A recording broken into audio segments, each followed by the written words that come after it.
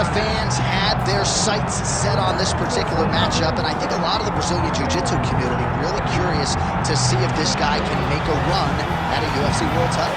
He excites them because he's a guy that has come to the UFC with that background and has excelled.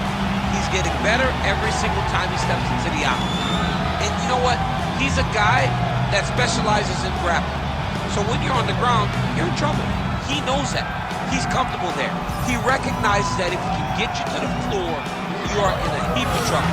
Let's see how he plans to do that tonight. And he certainly was quick to acknowledge all the power and the skill on the other side, but this man has a composure and a maturity that belies his years, and we are excited to see him compete in a big setting here tonight.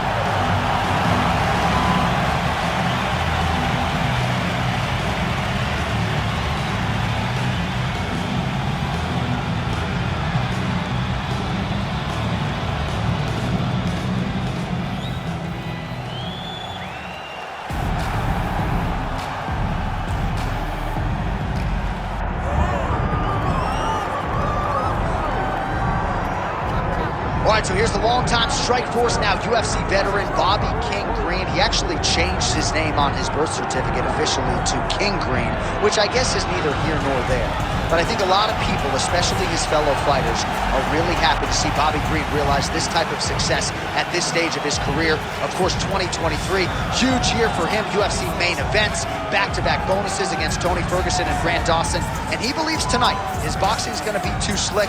He's going to be too fast on the feet for this particular opponent. Only time will tell, but at least on paper, Green feels like he has a lot of advantages in this stylistic matchup tonight.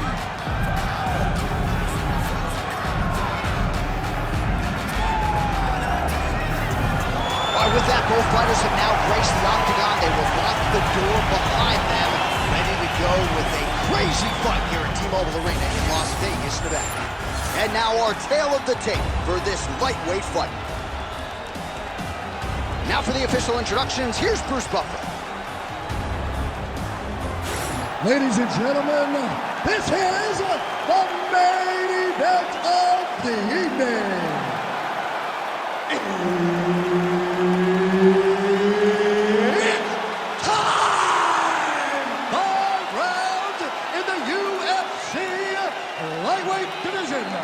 Introducing first, fighting out of the blue corner, Jim Miller. And now introducing his opponent, fighting out of the red corner, Bobby King Green. Referee Herb Dean will handle the action in the octagon. Well, happy Boxing Day to everybody out there. I didn't know what Boxing Day was until about an hour ago. It has nothing to do with the sweet science and everything to do with Christmas boxes. It's the day after Christmas. How's your Boxing Day going? You know, sometimes my man, John Anik, the smartest man in the business, tries to act like he was, like he didn't know what Boxing Day was. Yes, he is. He is the knower of all things, and he knows exactly what Boxing Day was. He just had a masterclass on it, and me and all the guys here at the studio. Almost in range with the straight left, but that's a miss. Frantic pace early on to this one.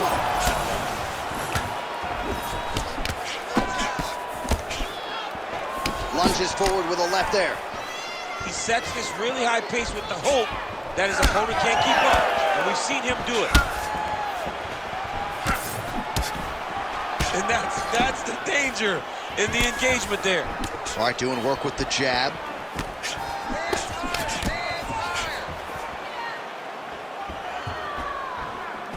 Big liver kick lands under the elbow. All right, so now we start to see some bruising appearing on the torso, and all of that courtesy of the body work of his opponent. Just the wherewithal to go to the body and the discipline to stay with that approach. I mean, it's just tremendous. You see a fighter with a high fight IQ following a game plan, and it's working. You wonder if the offensive fighter is going to start to get frustrated here. Most, if not all, of these shots are getting blocked. They're getting blocked because he's fighting one of the best defensive fighters in the UFC. Just over 2 minutes to go in the round. All right, another strike to the body, continuing to invest there, and some bruising starting to develop. Well, John, and now he's hurt. That's one of those shots that if you take one of them, if you get the night, that one is right on the spot.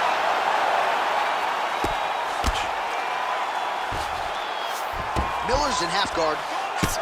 Green's nose is bleeding now. Looks to be cut, perhaps there on the bridge.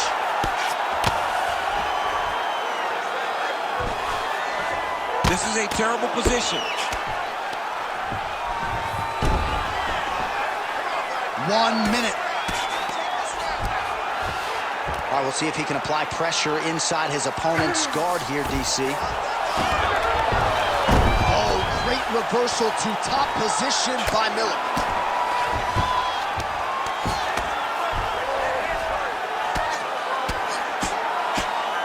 Really good job to land these strikes from top position. Another ground and pound strike gets home.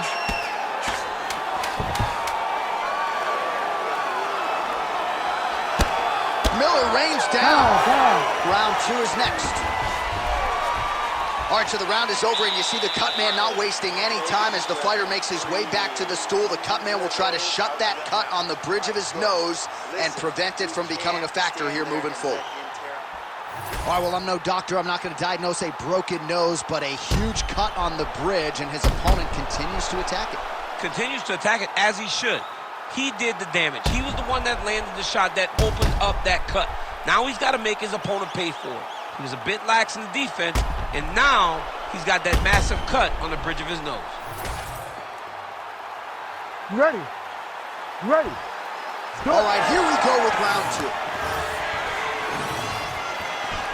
Starting to do some really significant damage to the body here. Another strike lands there. Great block there. Oh, that is a huge shot right there, DC. You don't want to eat too many more of those. No, and he needs to start looking to finish now because he's got his opponent hurt very bad. Big left hand lands upstairs. Well, this is kind of crazy the way this is transpiring. This jiu-jitsu fighter looks like a professional boxer here tonight. He told us about his evolution.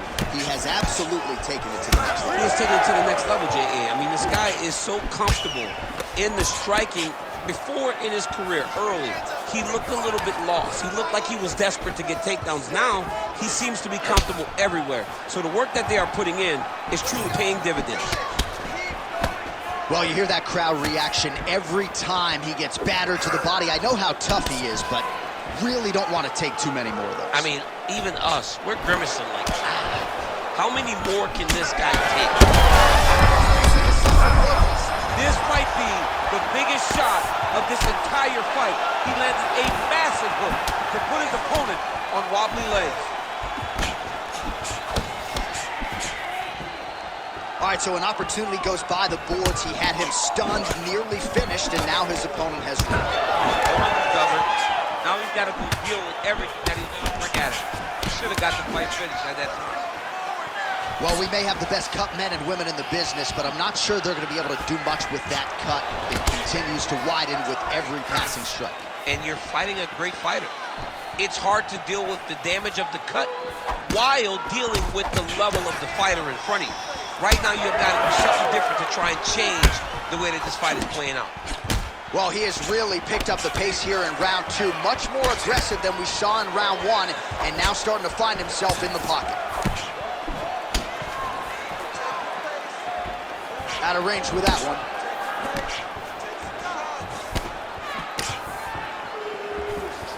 Oh, he tags him with the straight hand there. Nice job by Green.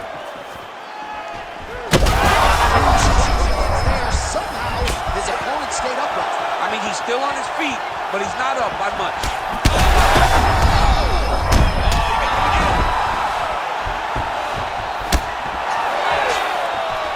Nice kick to the body.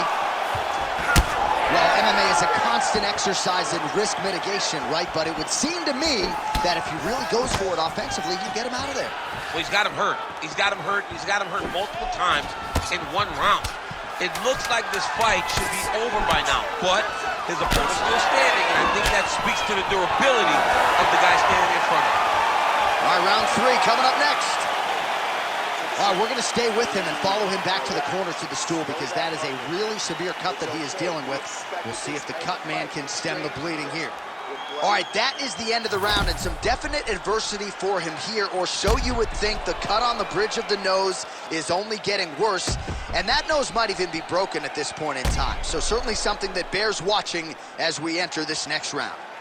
All right, so now we have some real adversity. There's a cut on the nose. Hard to know if that's impacting the breathing, but some definite damage in that previous round. Yeah, some real damage. And now when you get a cut like that, that is in a bad spot. Because every time you get hit on the nose, it's so jarring. And then the blood starts to go down into the mouth. He's got an uphill battle ahead of him. Pretty good kicks there by Miller. Punches in bunches, and he hasn't really shown any signs of slowing down here tonight. I'm not sure how much more his opponent can take.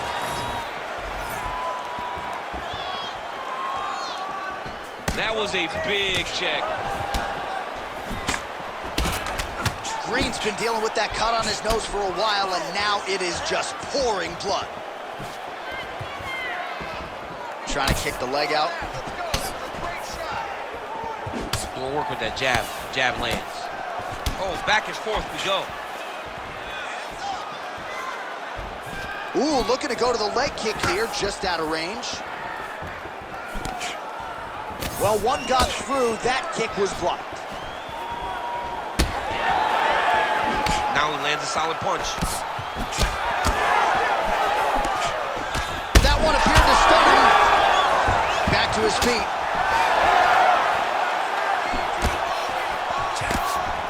That punch no good. Under 3 minutes now to go in round 3. Man, looks like he's trying to set records here, landing all of these strikes. He is aggressive to a fault and really has been all night long as he continues to pour it on. Got to be careful here, though, not to gas out. Just misses with that one. Straight to the body. This could be the end, DC. I mean, this fight is close to being stopped. That was a massive shot to the body. Oh, effective use of the jab to the body there by Green. Lands a good series of kicks here. His misses are entertaining. All right, so as a result of one of those leg kicks, he is now limping. He hasn't been rendered a one-legged fighter, but his mobility has absolutely been just a massive leg kick. That's good. I mean, he is throwing those kicks with evil intent. He is trying to break his leg with every single kick. That leg kick hurt.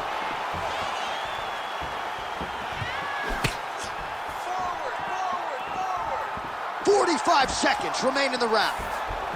Nice kick landed there by Miller. Well, I am not going out on a limb when I say he is on the wrong side of this fight. Maybe a little bit rattled after getting knocked down earlier in the round. But that's exactly what you expect, right? He took such a bad knockdown early. It's going to be on him to build. Trying to pass the guard here, but a nice job by the bottom fighter defensively. Bottom fighter did a fantastic job of following with his hips, making sure he blocked any attempt to get past his guard. All right, so the fighter heads back to the stool, and man, that is a severe cut that he's dealing with. We'll see if they call in the ringside physician. All right, I'm being told we've got some replays from the previous round, and it appears as though the cut on the bridge of the nose is getting worse by the minute. It's getting worse by the minute, and he's got an opponent in front of him that wants to target it. He wants to hit him on the nose over and over again. I wonder if every time he gets hit there, the blood goes down into the mouth, making it difficult to breathe. You ready to fight? Ready. All right, here's round 4, fight scheduled for 5 5-minute rounds.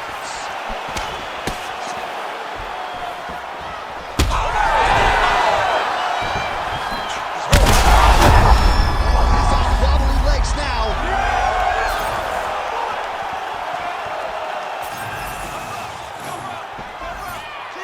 Nice defense there, huge block.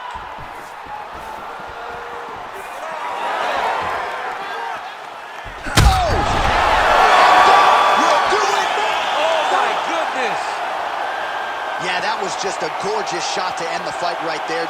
I'm not even sure the opponent really saw it coming. So back to the drawing board for him. But for the winner, this is certainly exactly what he was looking for here tonight.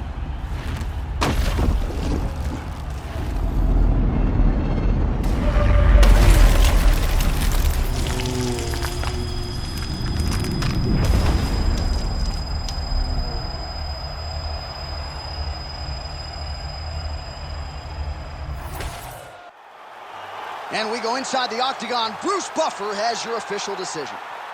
Ladies and gentlemen, referee Herb Dean's called a stop to this contest at 49 seconds of round number 4.